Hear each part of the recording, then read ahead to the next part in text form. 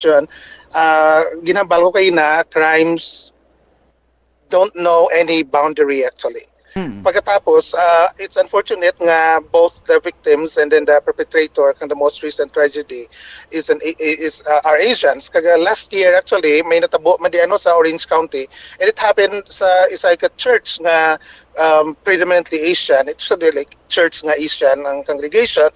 Kaya nagpatay man was an Asian guy.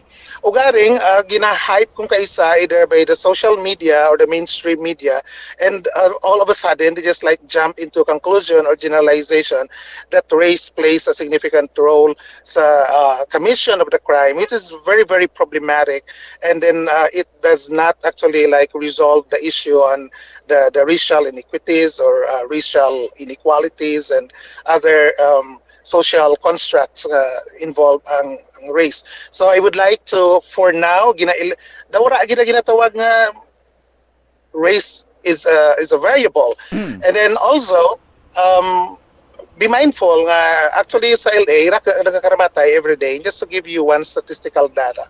In Los Angeles County alone, every single day, I'm talking about every day, 5 homeless people actually die. And out of these 5 people who die every day, just multiply it how many days are there in a year. We're only talking about homeless.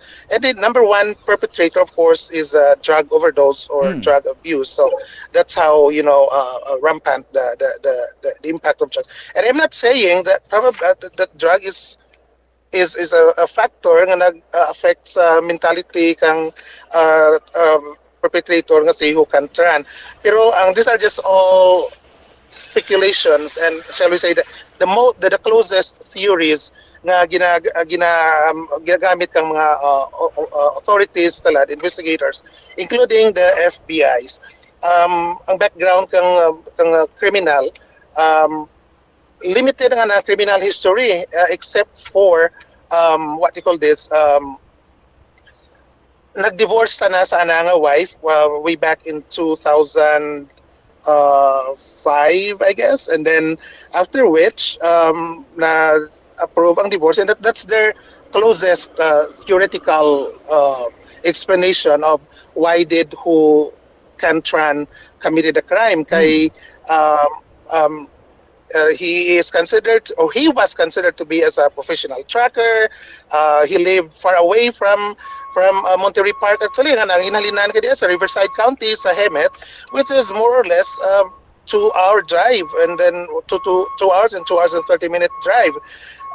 So according sa neighbor na mayad man ta nga tao, ga-offer nita na kaya kang free dance lessons sa women sa dance studios, and it was reported nga that's also one of the variables. But again, I'm not making any conclusion.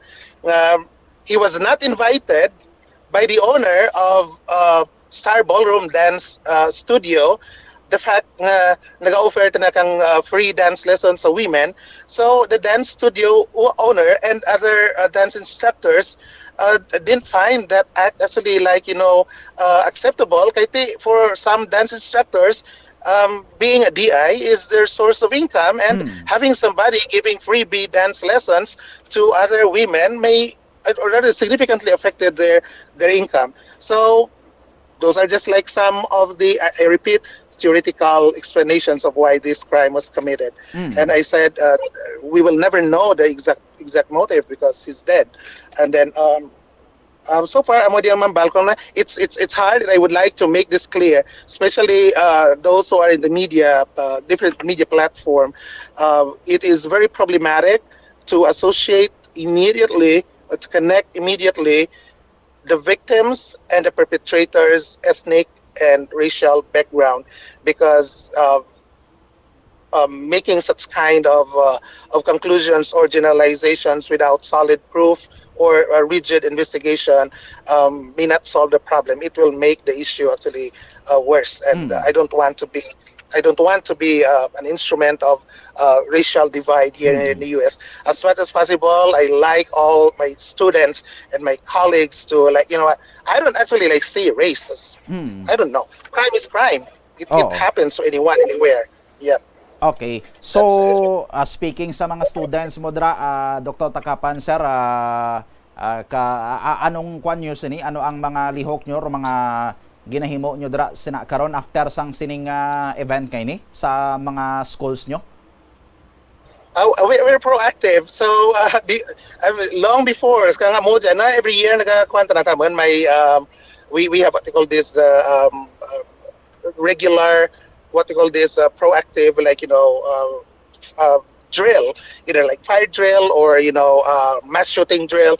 So, we know exactly kung ano yung mo naman. So, una best is that, cell phone mo is always like, on silent mode.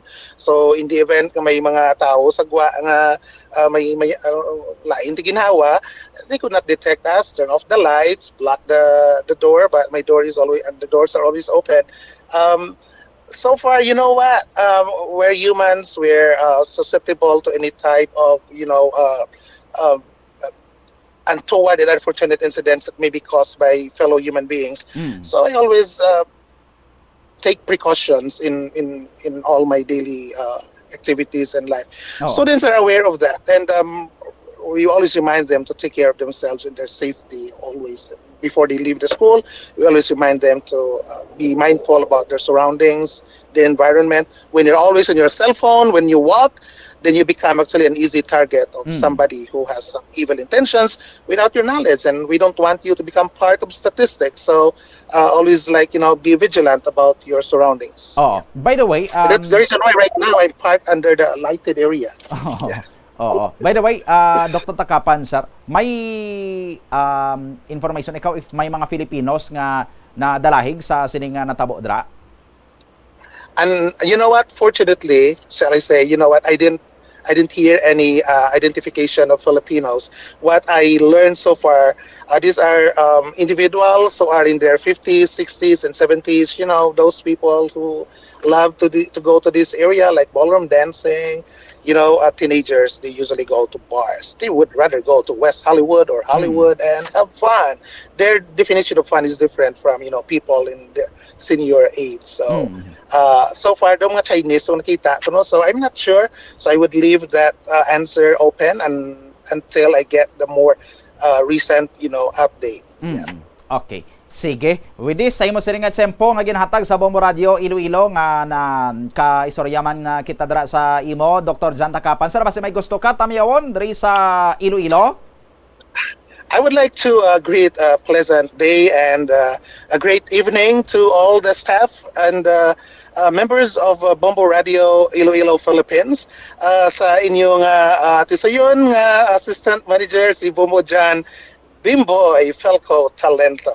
Sa imo Bombo Donnie, Degala, and then the Floretti Groups of Company, and to your avid listeners. Kasi tanan nga wala ka pa mati sa Bombo Radio, mayadin nga adlaw, mati ka mo din para nga you will get informed on time and accurate information.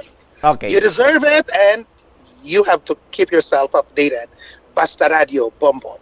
Thank you, Gid, sa kay Bombo International Correspondent Dr. Jan Takapan, direkta sa may Los Angeles, California. 3 minutos na nagaligad sa atak ng alas 10. Ang iban siguro nga mga informasyon karon balita bantayan sa Bombohanay Saudo. Ini si Bombo Donnie Degala para sa the number 1 and most trusted radio network in the country, ang Bombo Radio Philippines.